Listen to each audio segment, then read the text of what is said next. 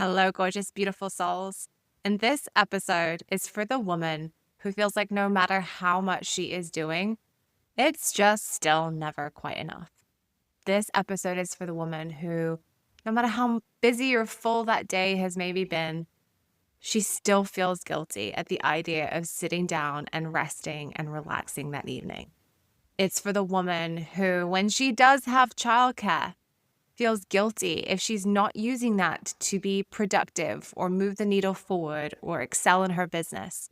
Or God forbid, she goes for a massage or goes to work out and fills her cup back up. I want to speak to the woman who knows that she wants to have it all, but deep down feels like in order to do that, she has to be the one doing it all. Because we need to have a little conversation as powerful women around the trap that we've all been falling into. I am a woman who does want to have it all, like my version of having it all. My version is going to be different to your version of having it all. I want to be able to be really present with my children and be available for them and have time and space in my day for them. I also want to work, but I don't want to work full time. I want to work from home so I can breastfeed my daughter. I want to be able to pick and choose my hours, but I want money to come in. I want to live in a beautiful home, but I also don't want to feel really, really stretched. Like, I really do have this feeling of wanting to have it all, my version of having it all. And that looks for me like merging motherhood and business and making my own money. And when I had my second daughter, however many months ago, it really, really made it so clear how necessary it was for me to be able to ask for support in order to make that happen. Because I don't want to run myself to the ground trying to have it all, because then I really have nothing at all. And so, yes, I work with clients. I do make my own money as a coach, as a business owner. And I get to be really present with my girls, and we have freedom and flexibility. And I also want to make dinner in the evenings and sit together as a family by 6 p.m. and all of those things in between. But I have help. And I want to be really honest about that. And I want to share how I actually needed to change some of my beliefs and the response that my nervous system had around receiving support. Because I think that's actually key when it comes to us allowing ourselves to have it all. Because there is actually a permission slip that we often have to actually give ourselves in order to feel safe, receiving more support, receiving more abundance, letting ourselves feel at ease, having our version or creating our version of having it all. Because often we ourselves as women are the block to allowing that to happen, because somewhere along the line, even in your lineage, it was not safe for you to have that. Or it does not feel safe for you to have that. And so your nervous system responds by sending out uncomfortable feelings or warning signs in the body, or blocking you with beliefs and thoughts and patterns whenever you maybe try to outsource or offload some of the pressure that you continue to put on yourself. I have really had to learn over the last 6 or so months how to increase my capacity to receive support. And I'll give you an example of this that feels very real. I don't know why it kind of feels vulnerable to share, but I will. So we now have a wonderful nanny that comes in about 4 days a week. And it feels like just the most nourishing setup for our family, because it gives me some freedom. It allows me to work with my clients and to feel safe and supported at home, knowing my daughters are right there and I can still breastfeed and all the things in between. And one day I was working on my laptop in my office, and our wonderful nanny came in and she said, "Can I make you something to eat? Would you like me to make you an omelet?" And it just felt like such a permission slip within my body for me to just exhale. And it was also real validation for me on how far I've come in the fact that I said yes in allowing myself to actually receive the support. Because in the past, what I probably would have done is said, "Oh, no, don't worry. I've got it. Don't feel like you need to do that. I'll get up." I would have gotten up right then and there from working on my laptop and gone and made myself something in the kitchen. I was like, you know what? Thank you. Like I saw, I was like, thank you for wanting to nourish me. Yes, please. That would be amazing. And she was so honored to make this. And she loves prepping little bits and pieces of food because the baby's napping and she loves cooking for us now. And it just feels so wonderful and so nourishing to really let that support in. But the truth is, so many of us women who are used to giving or having to hold it all or pushing or proving, or the women who have so many ambitions, or the women who think that mothering means self-sacrificing, it can feel really uncomfortable to allow support in your life in whatever area and whatever capacity you are able to, because maybe that wasn't something that was actually mirrored to you. Maybe you come from a generation of women who had to self-sacrifice in order to survive. Maybe they had to do it all. Maybe you come from a lineage of women who did not have the luxury of rest or delegation or overflow. Or maybe women who learned that survival really did mean self-sacrifice and that being strong meant having to do everything yourself. So now here you are, maybe creating a different reality for yourself, wanting something different for yourself, or cultivating a life of more abundance, or wanting or saying that you want more ease in your life. But when life actually offers you support, your body doesn't actually know how to let it in. And those patterns can show up in so many areas of your life and lead you down a road of exhaustion that so many women find themselves in. Because here's what I know to be true. The woman who feels safe receiving support is also the woman that feels really safe receiving an abundance of money. Because in order to allow yourself to hold space for your big income goals, it's going to require you to receive abundance, whether that's in the form of clients or customers paying you, or that's in the form of support from team members in your business. And so they can't really be mutually exclusive. And so you wanting to hold it all and do it all and be it all, it's actually going to affect the bottom line too. It's going to affect how you feel and how you interact with money and with your business. And as women who do want to have it all, it's going to require you to surrender into receiving. And so I want you to start looking at the areas in your life where maybe you've been blocking that receiving energy.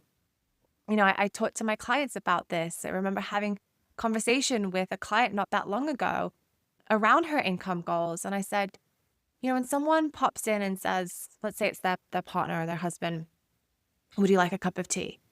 Do you say, oh, yes, please, that would be lovely? Or do you say, no, don't worry, I'll put the kettle on, or I've got it, or I'll make it, don't worry, I'll get up? Do you see how you're blocking the energy of receiving there?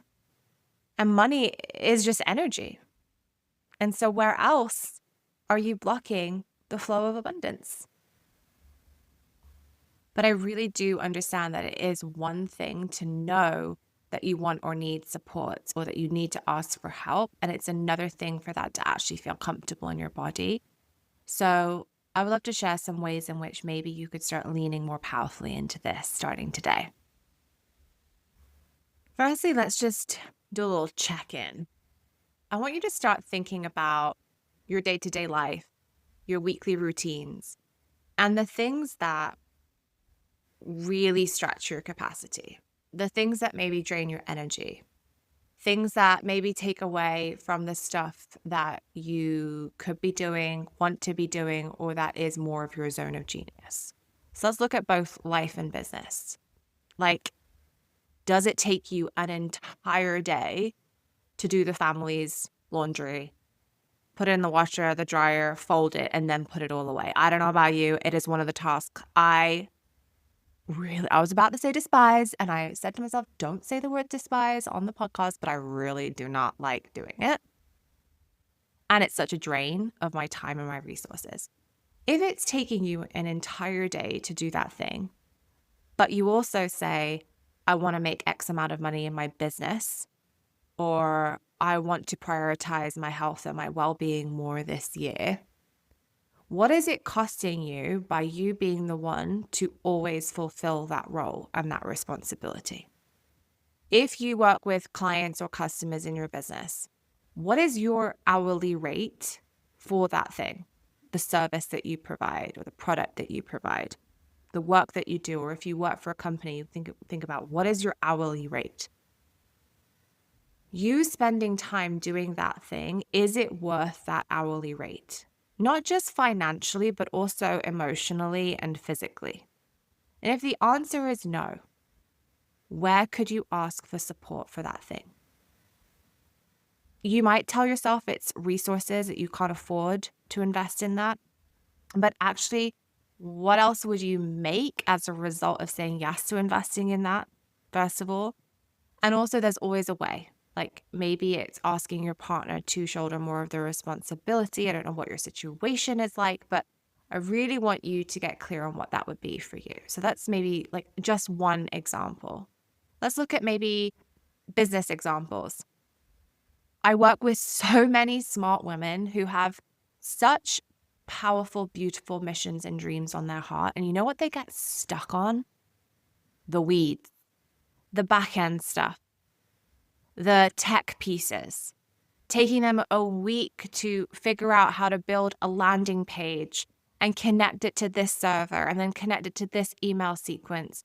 And they haven't had time to show up in their zone of genius because of it, or it's taken away from the thing that they love doing the most. Or let's get a prime example. I love recording these podcast episodes. Do I have as much time to actually edit the podcast episodes? No, I need to find ways to outsource those things or resources to support me with those things. So where are you blocking the abundant flow in your life and your business by not outsourcing? There are places like Fiverr and Upwork where people will do these tasks for you for maybe $10, $15, $20 an hour less. You can find the right person for you out there. I want you to become a master outsourcer because the version of you who is living her best life, having and experiencing it all, she is outsourcing these things. I'll give you another example from my own life that just popped into my head. I don't know why, but I held on so strongly and firmly to this idea that I had to be the one to go and do the family's grocery shopping. And we eat a lot of fresh produce, we eat a lot of fresh vegetables and all those things. So it often requires like a good 2 weekly trips to the grocery store. When I had my second, that had to change. I do not want to be taking my 2 girls to the grocery store with me. That does not sound like a fun trip out. Maybe it did with one, but not with 2. And the time that I do have where I have childcare, I don't really think that it's the most powerful use of my time to be going grocery shopping. Maybe on certain occasions, but the majority of the time, no. I don't know why it took me this long, but I have now become the biggest advocate for online deliveries. Either I get it delivered to the literal doorstep, or there's this amazing app that lets me just have someone go and shop for it. And then when I'm driving past, I can pick it up and it gets literally put into my car. It feels like such a weight has been lifted. I feel like I'm becoming more and more powerful at this whole outsourcing and resourcing myself thing. I'm telling you, having 2 kids really puts that into perspective. But it's little things like that that become such energy drainers for us as women who are wanting big things and holding a lot of like stretchy capacity in our lives. So stop being really honest with yourself. Where can you start asking for support? Where do you need to call in more support? Where do you need to get resourced? And then the key second part to this piece is really noticing what the nervous system patterns are. Because if you start having some more spaciousness in your life, or what I dare say, emptiness in your life, because you're starting to get better at resourcing or outsourcing, it may feel really uncomfortable for your nervous system. There will be a part of you that goes, did I do enough? Am I doing enough? How can I prove to everyone around me that I'm still really busy and therefore really worthy, and that you got to look at me because I'm always on the go? You know, if you're listening to this episode, you've been there. You have got to become a master ninja at speaking to your nervous system through that discomfort. because that is a learned belief. And your nervous system thinks that it is keeping you safe by telling you to go and do more because it has learned that you need to be doing in order to be worthy or in order to get attention.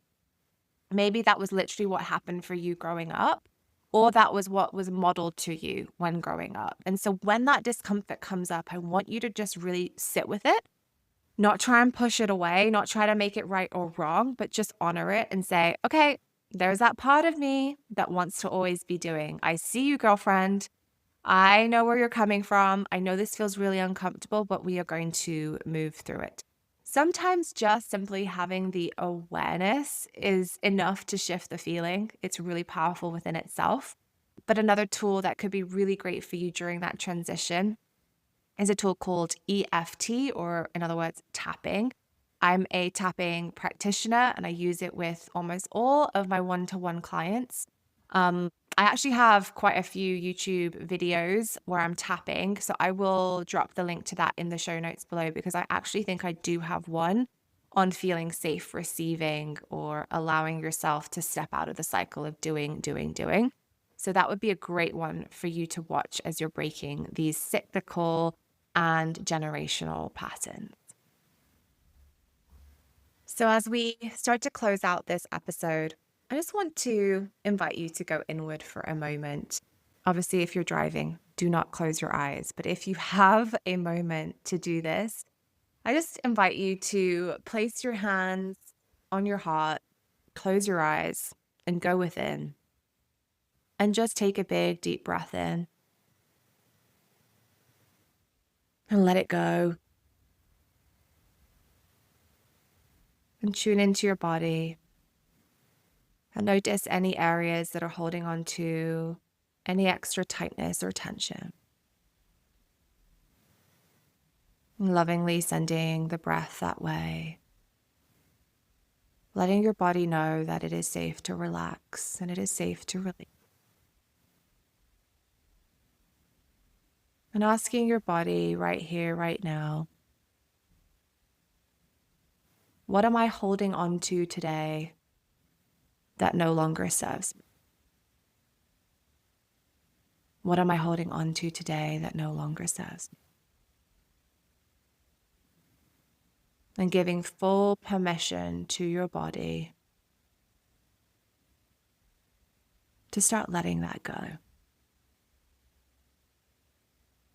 To choose enoughness, to choose worthiness right here, right now, because you already are more than enough. Take a big deep breath in and just allow that to move through your body. As you slowly open your, hopefully feeling lighter and more relaxed, knowing that you are allowed to receive and you do not have to do more in order to deserve more. I'm sending you so much love. And if this really resonated with you and you are ready to outsource something specific in your life, or you realize where you could ask for more help, I would love to hear what those things are. So have a beautiful rest of your day, and I will see you soon. I always say I will see you soon, but I guess I will hear you or you will hear me soon on the next episodes. Enjoy the rest of your day and know that you are more than enough. See you soon.